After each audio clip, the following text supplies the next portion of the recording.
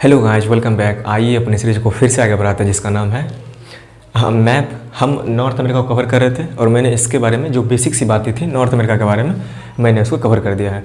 जो मेरा recent session था इसके और अभी इसके बीच में काफ़ी लंबा सा गैप हो गया। ठीक है, चलिए कोई बात नहीं, अभी उतना ऑडियंस है नहीं तो उतना कोई फ़र्क अभी पड़ता नहीं है। ठीक है, चलिए कोई बात नहीं।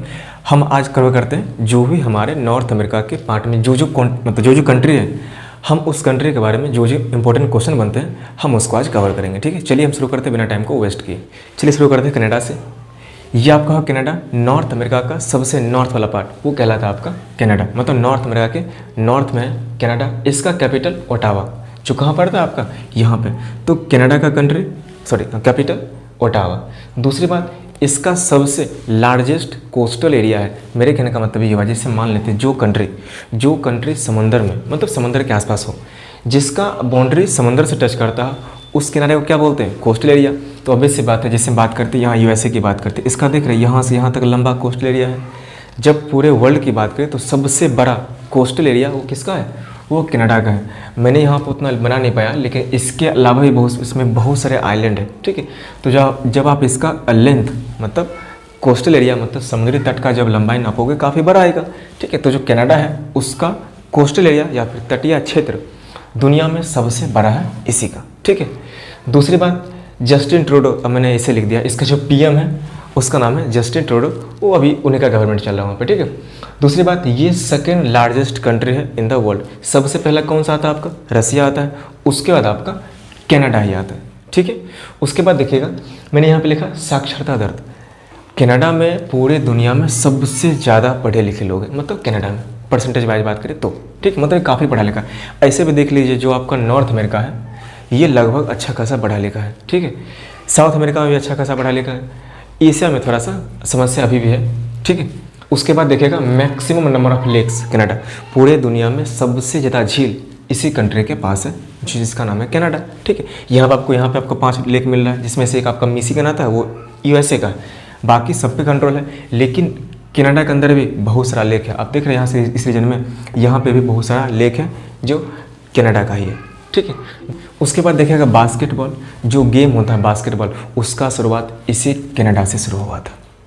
ठीक है, उसके बाद एक छोटा सा क्वेश्चन, बॉर्डर जो इसका है उसको बोलते हैं 49 डिग्री लैटिट्यूड, इसका मतलब 49 डिग्री अक्षांश रेखा। वो आपका कनाडा, एक आपका अमेरिका मतलब यूएसए, इसके बीच आपका पड़ता है उसका बाउंड्री, उसी को बोलते हैं 49 डिग्री लैटिट्यूड लाइन, या फिर बोलते हैं 49 डिग्री अक्षांश रेखा। वो यूएसए के बीच और कनाडा के बीच है। इतना कनाडा के लिए काफ़ी है, उससे ज़्यादा क्वेश्चन इसमें नहीं आता है। मेन हमारा है वो टारगेट, वो है यूएसए, टारगेट यूएसए। ठीक है, चलिए कोई बात नहीं, ये आपका है यूएसए।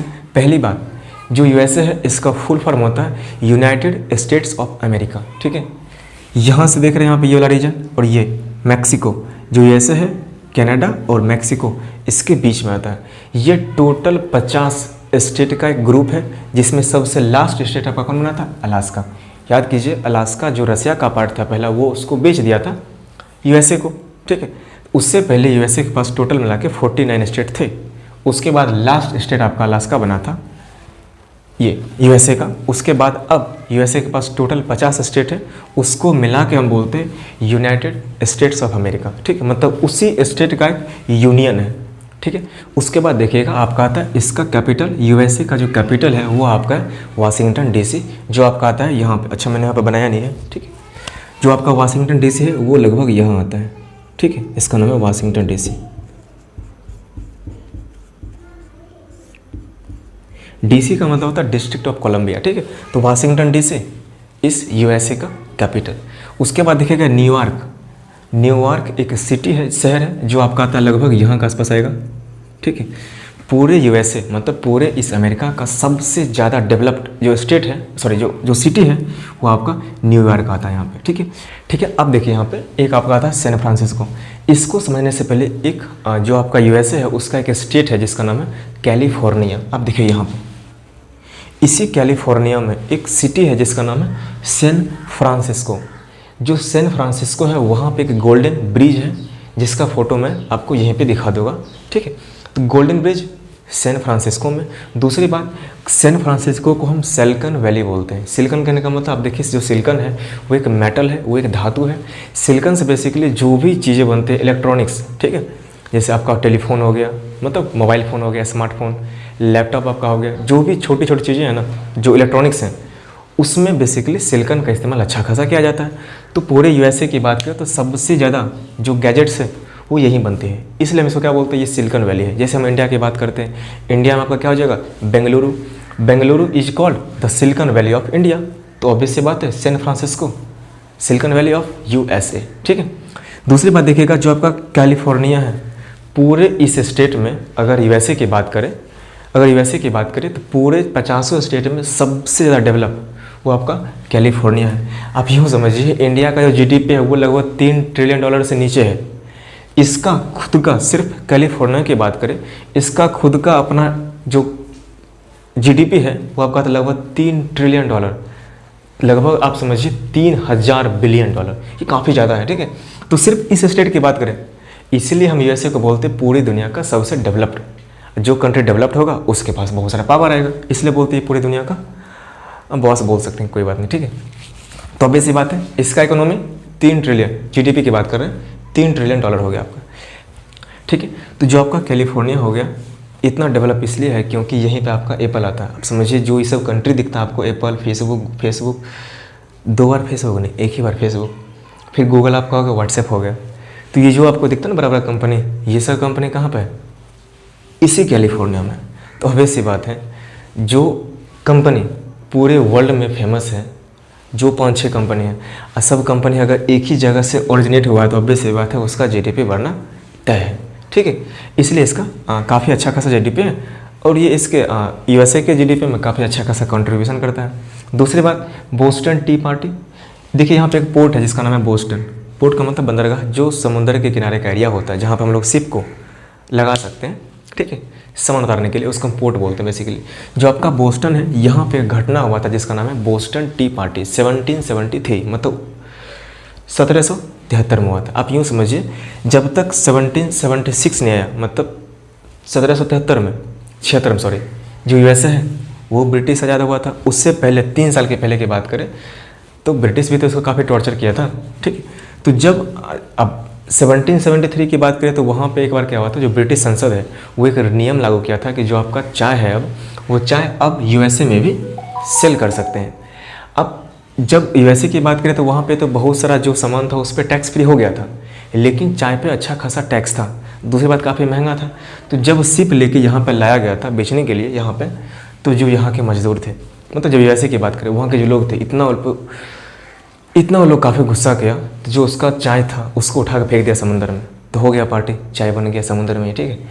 चीनी फेंका होता तो बनता ना, तो कोई बात नहीं, जो आपको चाय मिला था वहाँ पे वो फेंक दिया समुद्र में। तो इसी घटना बोलते हैं बेसिकली टी पार्टी बोलते हैं। हुआ कहाँ था, बोस्टन में, इसलिए हम बोलते हैं बोस्टन टी पार्टी। आगे मेरी बात समझ में। उसके बाद देखिए यहाँ पर एक आपका था जगह वर्जीनिया, ठीक है। वर्जीनिया, यहाँ पर वर्जीनिया फेमस है तंबाकू के लिए। तंबाकू यहाँ के भी लोग खाते हैं, ऐसा कोई बात नहीं, ठीक है।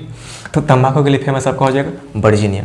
उसके बाद देखिए एक आपका आता है फ्लोरिडा। ये देख रहे हैं पीछे, ये वाला रीजन दिखता है बिल्कुल पेनिनसुला जैसा, इस साइड ओशियन मतलब समुंदर, इस साइड ओशियन, इस साइड आपका समुंदर, इसको बोलते हैं पेनिनसुला।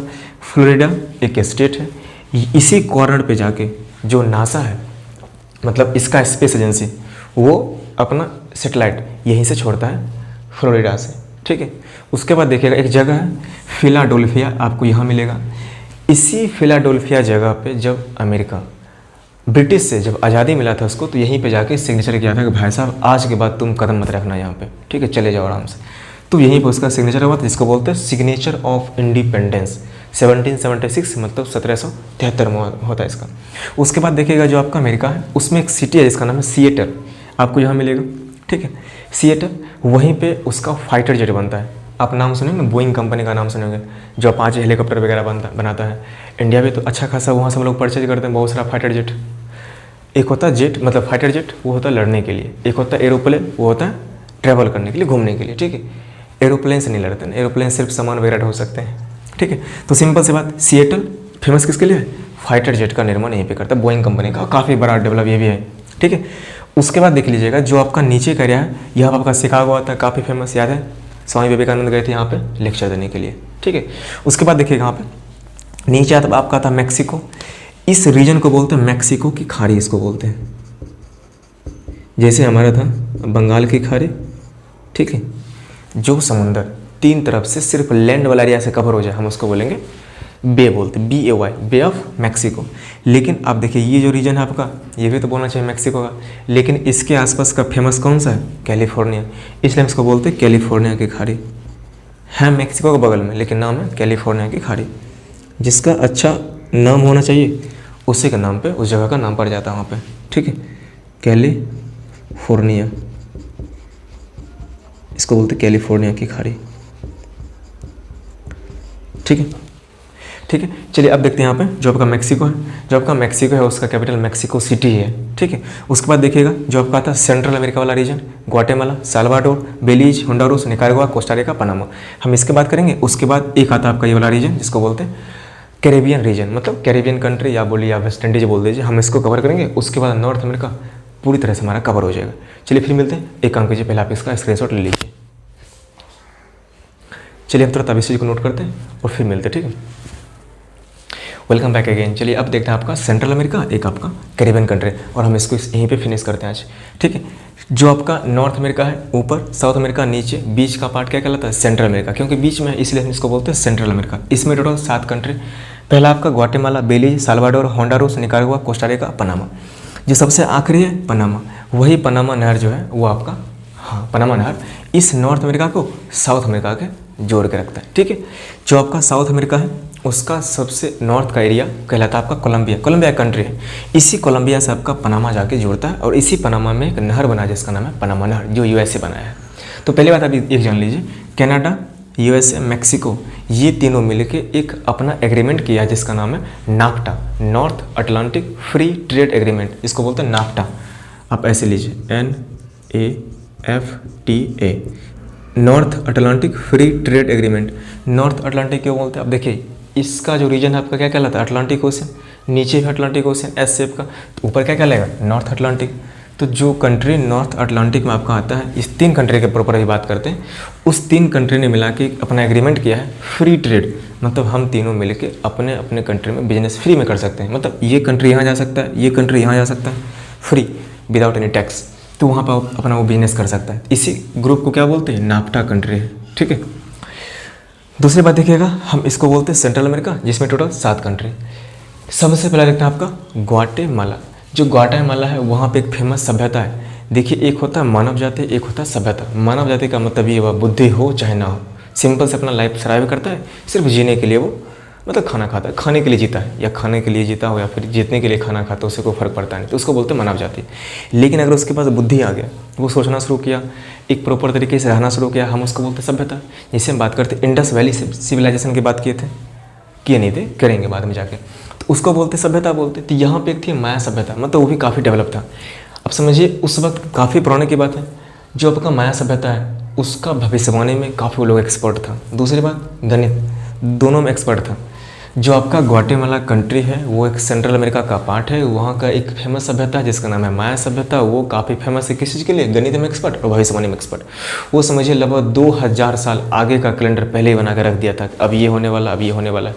तो उसका जो कैलेंडर था 2012 में ख़त्म हो गया था, तो लोगों को लगा कंट्री मतलब दुनिया ख़त्म होने वाला, पर रियल में ऐसा नहीं था। वो 50 लाख साल आगे बना क्या करेगा, ठीक है, वो खुद रहेगा मुश्किल से 100 साल के आसपास, तो उतना आगे जाके क्या करेगा, तो वो बनाया था सिर्फ 2012 तक का कैलेंडर, ठीक है। तो चलिए उससे आगे बना सकता था, कोई दिक्कत नहीं था।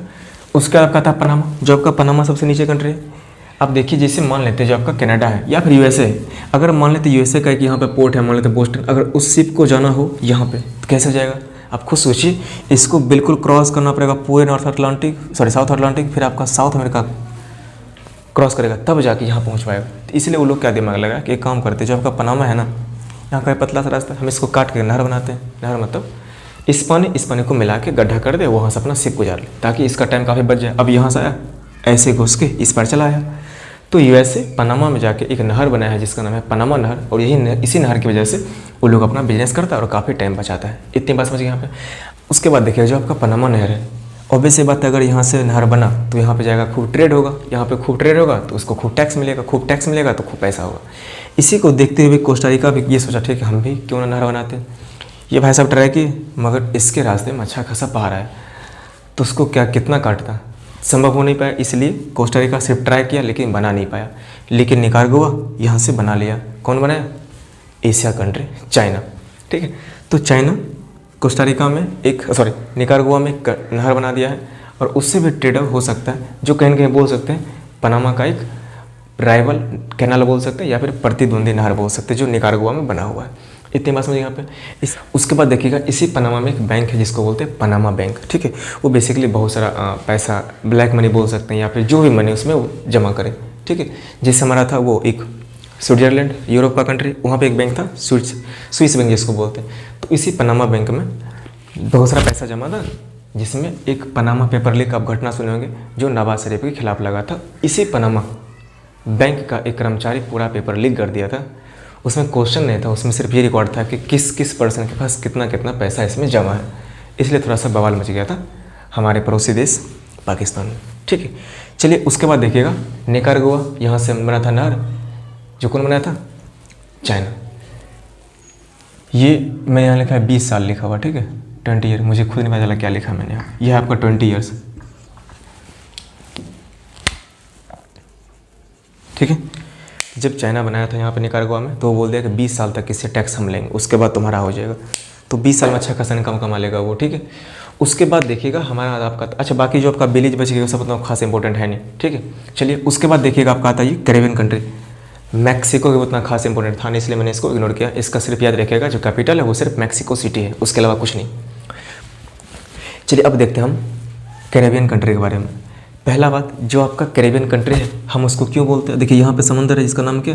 कैरेबियन सागर। इसी की वजह से ये सब कंट्री जो बहुत सारा छोटा छोटा कंट्री है, आइलैंड टाइप का है, उस पूरे ग्रुप को बोलते हैं कैरेबियन कंट्री। कैरेबियन कंट्री कोई एक कंट्री नहीं है, ये ग्रुप ऑफ मेनी कंट्रीज है जो कैरेबियन सागर के बीच में स्थित है। इतनी बात समझ गई। दूसरी बात, हम इसको कभी कभी वेस्ट इंडीज बोल देते हैं। क्यों बोलते हैं आप देखिएगा। जब मतलब बात करते हैं हम, जब वास्को डी गामा की बात करते हैं, वास्को डी गामा कहाँ का था? पुर्तगाल का था। एक कोलंबस भी था जो कहाँ का था? इटली का था। दोनों कहाँ निकला था? इंडिया को ढूंढने के लिए। जो कोलंबस था वो आप यूँ समझिए वो बिल्कुल भटक गया था रास्ता, वो पहुँच गया था ये अमेरिका के आसपास इस वाला एरिया में, ठीक है। और जो वास्को डी गामा था वो पहुँच गया था रियल हमारे इंडिया में। कब पहुँचा था? 1498 में हमारे कालीकट के आसपास पहुँचा था, ठीक है। तो सिंपल से बात देखिएगा यहाँ पे, जब वो वहाँ पहुँचा, ऐसे तो वो बहुत बाद में पहुँचा था, तो उससे पहले यहाँ पहुँचा था कौन? कोलंबस पहुँचा था, ठीक है। तो आप खुद सोचिए, ये आपका नॉर्थ अमेरिका, इसके बाद आपका यूरोप आता है, तो क्या यूरोप नहीं बोल सकता है? इस साइड आपका क्या आएगा?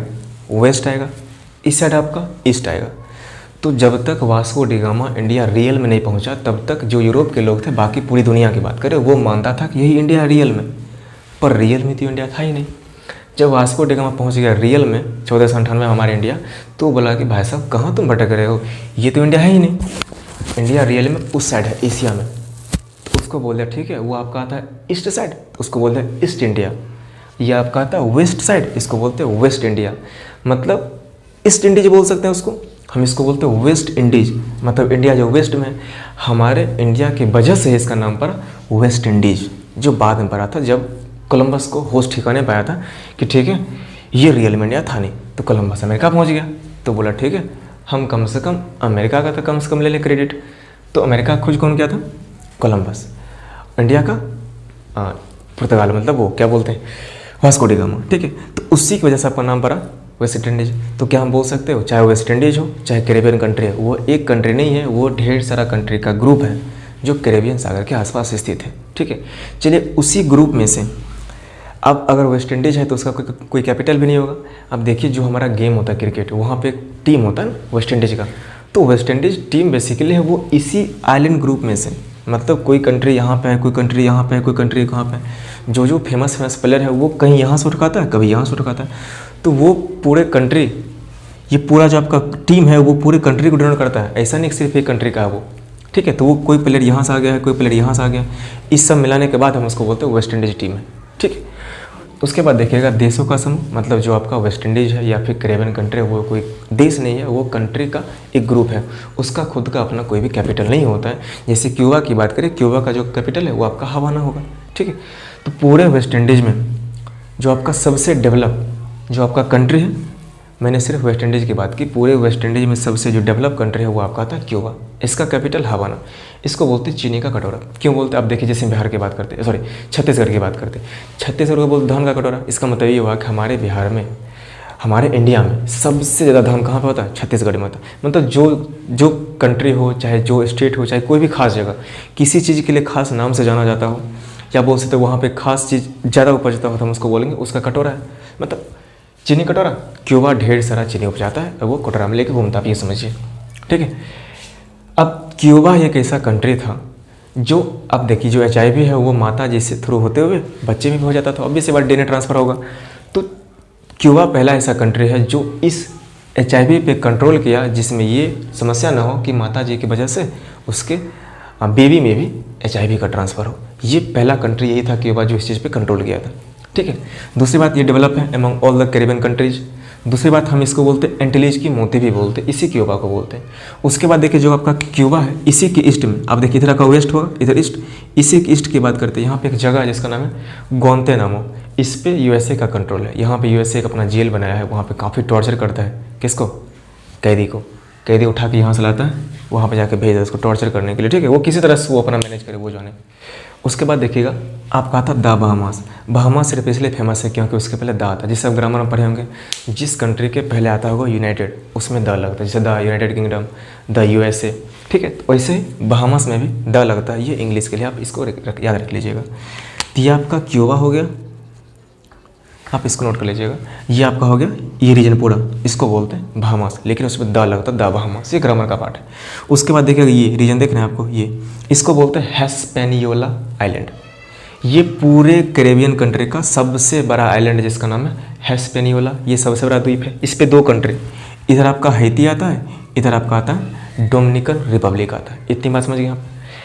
नीचे देख रहे हैं, ये आपका जमैका है। जमैका से आपका आता है उसेन बोल्ट, एक आपका आता है क्रिस गेल, ये यहीं के हैं।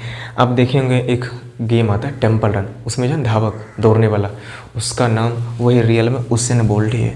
वो इसी जमैका का था और यहीं का था क्रिस गेल। इतनी बात समझ यहाँ पे। उसके बाद देखिएगा, सबसे ईस्ट साइड में, यहाँ का आसपास है आपका, यहाँ पे दिखेगा नहीं आपको मेरे ख्याल से। यहाँ पर मान लीजिए आप एक कंट्री यहाँ पे है जिसका नाम है ट्रिनिडाड एंड टोबैगो, ठीक है। यहाँ पे, ठीक है, यहाँ पे कंट्री जिसका नाम है ट्रिनिडाड एंड टोबैगो।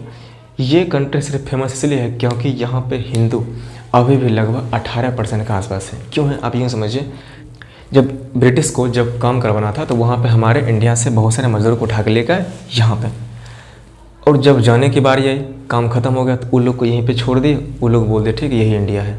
तो वो आज वो लोग अभी भी यहाँ पे हैं, जो टोटल अभी मिला के 18% हो गए। मतलब वो हमारे इंडियन ओरिजिन के ही लोग थे।